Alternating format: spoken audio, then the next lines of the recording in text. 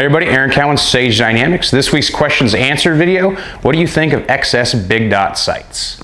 Well, the comment section on this video is going to be interesting. I hate them. I think they're hot garbage.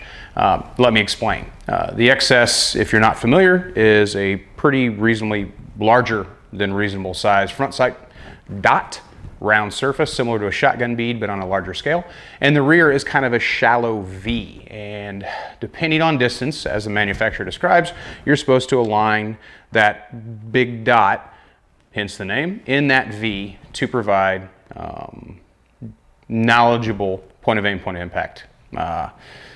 Here's the deal. XS sights are advantageous at distances where you literally do not need sights.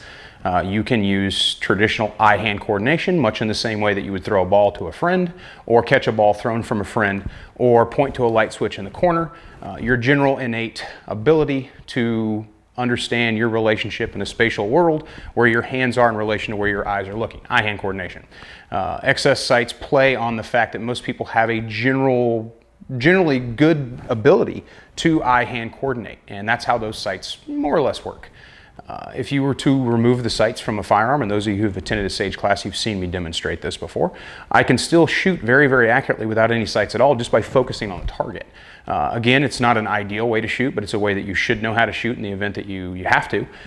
The XS sights idea behind them is they're going to be faster than traditional sights because you don't have to worry about sticking a post in a rear notch. And that's true, but you have to balance a ball in a shallow V more or less. The margin of error that XS big dots allow is completely ridiculous. I say that when I think about the need for precision, even at close ranges, but more reasonably at those further out distances. The XS just aren't going to be able to deliver. Definitely a caveat emptor situation, buyer beware. If someone recommends these sights, find out what their philosophy behind it is. From what I've seen, a lot of people recommend these sights because they have this presupposition of the distances in which they're going to need to shoot in self-defense. And they figure, well, you know, you could use these because these are going to be faster and these are going to get the work done. And let's be realistic, it's not going to be a very far distance. You're not going to have to shoot that many rounds. That may be true. But there's no way to predict the future, because if we could predict the future, we just wouldn't go there and get in a gunfight to begin with. So you have to take a great degree of prudence and a great degree of caution when presupposing your needs when it comes to your equipment. That's why we don't carry just one round. That's why we carry a round in the chamber. That's why we carry the largest gun that our body will allow. That's why we carry spare ammunition and tourniquets and knives and cell phones and flashlights and all this other stuff. So we're going to do all these really prudent things, and then we're just going to throw hot garbage on the top of our gun to knowledgeably deliver rounds of self-defense. That's ridiculous. So in case you haven't picked up on it yet, I really don't like these sights. I say this from a point of knowledge. I have used them before. It's not like I just saw them and dismissed them like some people might do. I actually took the time to gather personal information and use them. Back in the 1911 days, and again more recently, but back in the 1911 days, I bought a used Para-Ordnance LDA that came with XS sights on it. And I shot them and I shot them and I shot them and I shot them. I probably put, I don't know, close to 5,000 rounds through that gun. More recently, respectively speaking, probably about 6-7 years ago, I threw a pair of them on a Glock 19 to revisit with the current gun that I was carrying. I transitioned and started carrying a Glock. And I threw the XS sights on there again to then recollect data based on the gun that I was shooting. And what I found was I could shoot just as accurately, just as consistently, just as knowledgeably with no sights as I could with the XS sights at those close distance ranges. Once I pushed it back to 7 and beyond, using that bright line distance as a metric, the XS sights just more or less completely fell apart when compared to traditional sights. As far as speed goes, I didn't see a remarkable speed difference between the two. The reason being, the alignment on the XS sights, while they mean well, is very vague. You can put that big dot anywhere in that shallow V and have sight alignment more or less, because it doesn't work in the traditional way that sight alignment does. And getting your your horizontal alignment is going to be much more difficult with the XS than compared to other sighting systems, where the rear march is a very good demarcation of where that front sight needs to be. If you don't see your front sight and your rear notch, then you don't have horizontal alignment. With XS, that big dot can be inside that rear and have a lot of area to play with.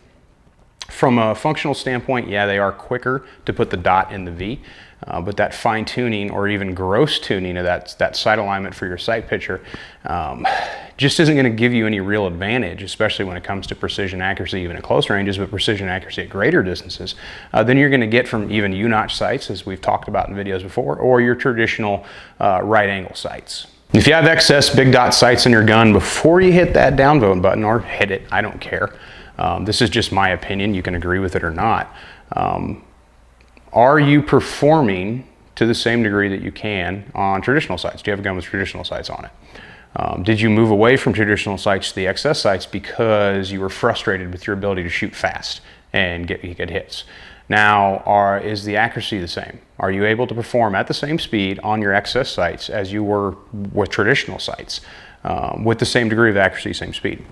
The answer is probably no. You just can't be as precise with the XS sights as you can with traditional sights. And I'm not talking about that 25-meter parking lot shot or that 100-meter shot on steel. I'm talking about realistic precision at closer ranges where maybe you're considering the fact that people move around, threats move around. You may have to take a shot at a threat behind concealment or cover, things of that nature. So precision can be necessary even at 1 meter. Precision can be necessary even at 3 meters. Can you still get the job done with the XS sights? Probably. But again, goes back to that prudent presupposition of what we're going to need in the future. Let's set ourselves up for success in a way that the sights that we have can perform at all reasonable distances instead of just being really okay, if you want to say they're okay at closer distances, and just kind of fall off the wagon once you get out past 5, 7, 10 meters. Again, eye-hand coordinated assisted shooting completely eliminates the need for the XS sights anyway. You can use traditional sights for that. Relaxed sight picture. That's a technique that I can address, and I have addressed in other videos if you go way down back in the channel 2-3 years ago. But it's something I'll probably revisit in the future just to kind of refresh it so people don't have to dig for that video and add some lessons learned, new techniques, so on and so forth. So that's my opinion on the XS big dot sights. If you have them on your gun and you just don't like them, take them off, throw them away, sell them to someone, caveat emptor on their part, and replace them with some really good high quality sights, be they whatever your flavor is, your night sights, your fiber optics, your all blacks, what have you. If you're thinking about buying XS sights, my advice is to go ahead and pass that opportunity on up and go with a traditional sight. You're going to be much better served with that than you will with something that just was designed for 3 to 5 meters. I'm Aaron Cowan with Sage Dynamics. Train accordingly.